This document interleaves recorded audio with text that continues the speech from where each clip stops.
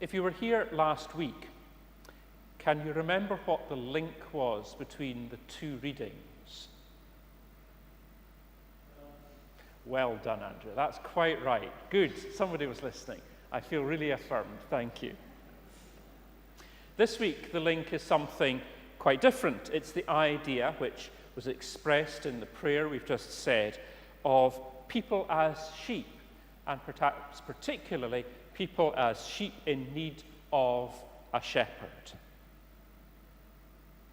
I wonder how you respond to that idea. Is it one of those religious ideas which is just kind of there and which you don't actually think about all that much? Or do you find the idea comforting? The idea that someone else has the responsibility for leadership and for protection? Or do you find it disempowering? Why should you be a sheep when you can be, and you are, so much more? The Old Testament reading, which we'll hear in a moment, is a kind of warning to those who would lead people astray and not care for them properly. Particularly for the church, this can be read as a warning against teaching the wrong things. And in a way, that's not particularly helpful, because church people disagree so strongly over what the right things are. And then in our gospel reading, we'll find the familiar image of Jesus as shepherd, an image that we have depicted in two of our windows. Everybody, I'm sure, can see the one ahead of us there, and if you're at this side of the church, you'll probably catch a glimpse of the one on the side of the chancel, showing Jesus holding a lamb, Jesus the Good Shepherd. In our gospel reading today, we'll hear about how Jesus had compassion on the people who came to him, because, as he said, they were like sheep without a shepherd. A lot happens in Mark chapter 6. I'm not sure if John Tate used the lectionary when he was preaching 2 weeks ago, but if he did, this will be our third week exploring this chapter, and we'll conclude our reading of it next week. But you'll have noticed, as Colin was reading the lesson for us this morning, that our reading today skips a big chunk of the chapter. And that's the bit which we'll return to next week. But because, in a sense, we're taking things a little bit out of order, I thought it might be helpful for us just to walk through the chapter, so to speak, and get an overview of it.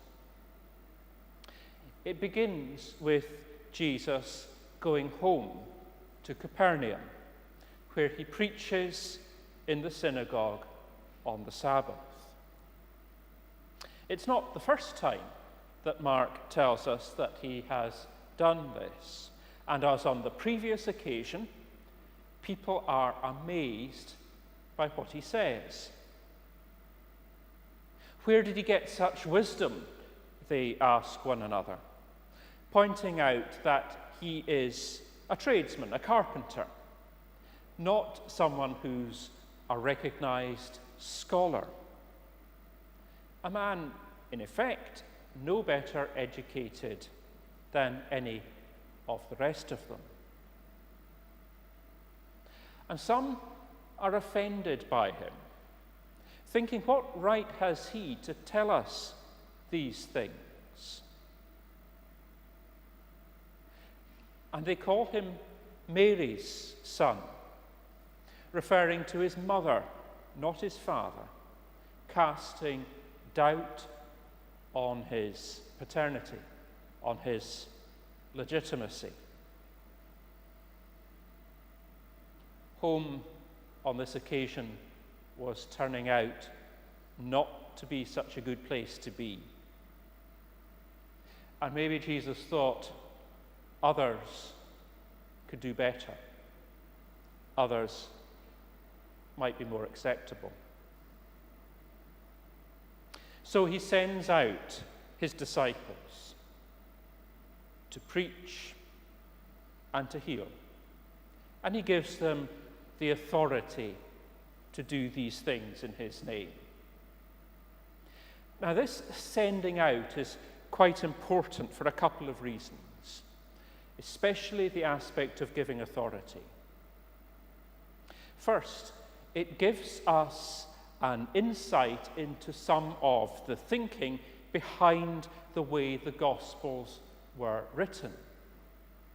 Matthew, Mark, and Luke in particular tell the story of Jesus as a retelling of other older Old Testament stories. This is a particularly Jewish method of storytelling, and it's called midrash, which makes use of precedent relating the story being told to an older, well-known story. The idea was that the more a person could be presented as being like a great figure of the past, the more seriously their story would be taken. The two Old Testament figures whose stories shape the story of Jesus in the way that the Gospels tell it are Moses and Elijah, two of the great heroes of the Jewish faith. The message which the Gospel writers are conveying is that Jesus is as great, greater even, than these two Old Testament figures.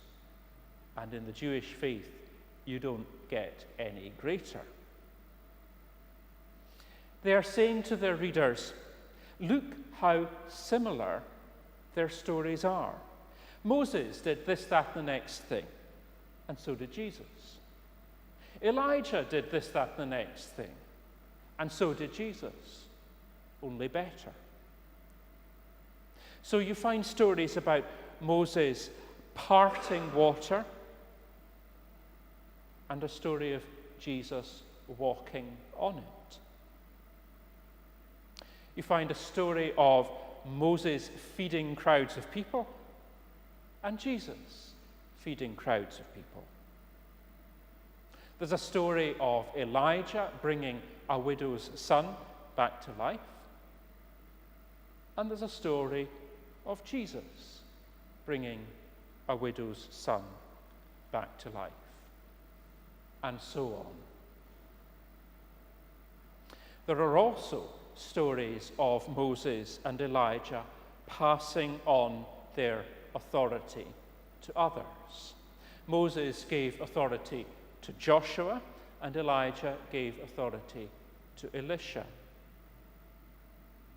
In this story, Mark takes up that idea and shows Jesus giving authority not just to one designated successor, but to 12.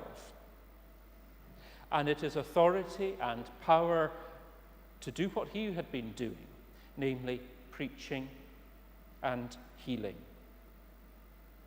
It is like with Moses and Elijah, only a bit more so. The other reason that this story of sending people out with authority is significant is that it is about passing on the mission of Christ to the church in order to continue it, to continue the mission of Christ. And we'll come back to that. As the disciples are away preaching and healing in Jesus' name, Mark gives us the flashback to the death of John the Baptist, which we thought about last week. Herod has heard about Jesus' teaching and about the signs he has done, and he thinks that John the Baptist has been raised from the dead. He must have been pretty freaked out by that thought. But also, subtly, Mark is adding in another note of hostility to Jesus. Hostility which would build over the coming months. Mark returns from the flashback about John the Baptist to the story of Jesus, which he's telling in this chapter, just where we picked it up in today's reading. The disciples return from their journeys and they tell Jesus all about what had been going on, what they had been doing, what they'd been saying, the experiences they'd had. It has all been hard work, and they need to rest. And although it's not a particularly profound point, it is one, I think perhaps especially in a church denomination which seems to demand constant activity as a bulwark against decline, which is worth making. We all need times of rest. But as we've heard, there are people in the story who had other ideas. A large crowd of people would not leave Jesus alone. And perhaps surprisingly, rather than being annoyed, Jesus had compassion on them because they were like sheep without a shepherd. And that's the key sentence in this reading. Arguably one of the key sentences in the Gospel.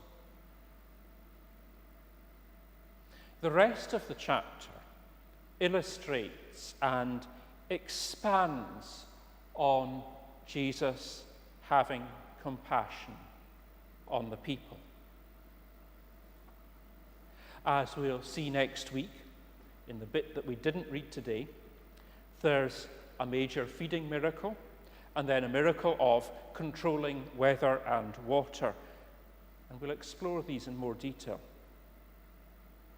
After these stories are recounted, the chapter concludes with the words we heard, with that general description of Jesus acting out of compassion, specifically healing those who were ill.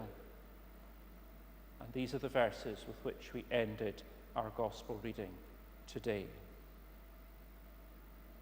As I said, a lot happens in this chapter. But it all leads up to and then reflects upon this sentence. He had compassion on them. Sometimes it helps to take a word apart to understand what it really means. Compassion is a word which comes to us from Latin, and the first part means with, and the second part means suffer. So to have compassion doesn't just mean to have pity on. It means to suffer with. And to my mind, that's much stronger. I'm sure many of you will have noticed that recently I've quite often changed words in the prayer of confession from have mercy on us to have compassion on us. And the reason I've done this is that I've become unhappy, I suppose, with the implications of asking Jesus for mercy. I think it creates an image of Jesus as a judge who will punish unless we grovel before him, begging for mercy. Many in the church teach that way of thinking about Jesus, but to me, that's maybe verging on an example of shepherds leading the sheep astray, with teaching which has more potential to damage faith than to build faith, because it encourages people to be afraid of rather than feel loved by Jesus. To me, the Gospels witness much more vividly to a compassionate Jesus, a Jesus who suffers with the people. Even in this story, which we're talking about today, he suffers with the disciples in their tiredness. We can assume he suffers hunger with the people he feeds. He enters into the suffering of those who are ill, who are brought to him for healing, and of those who are anxious, be that the relatives of the ill people or the disciples caught in a boat in a storm. Jesus is the most perfect revelation of God.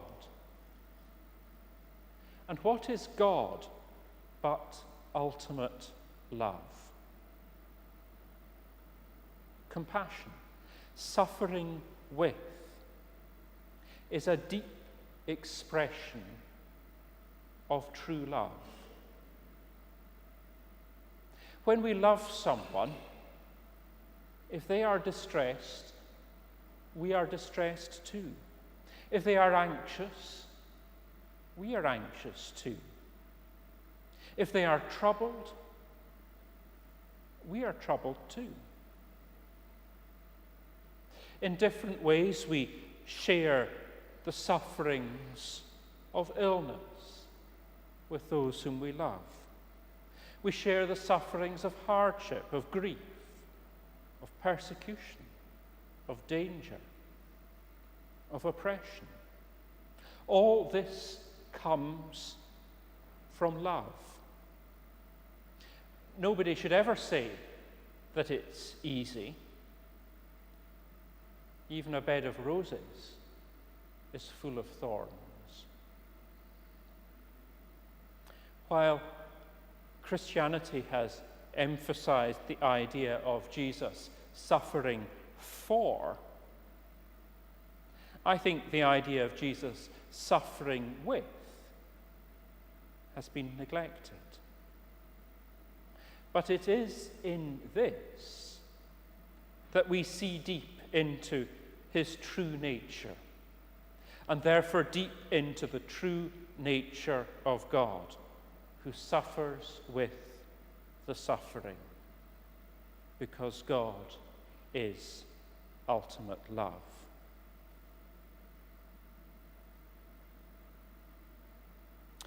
This story is set in the context of Jesus passing on his mission to his disciples and to his church. How would that mission look if we understood it as us being called not to make converts, not to fill church buildings, but to suffer with? I suggest that were we to do that, were we really to have compassion, were we really to live compassionate lives to the fullest extent of our possibilities and powers, we would, like Jesus, make the reality of God real in the lives of the kind of people Jesus himself suffered with and suffers with. now. Amen.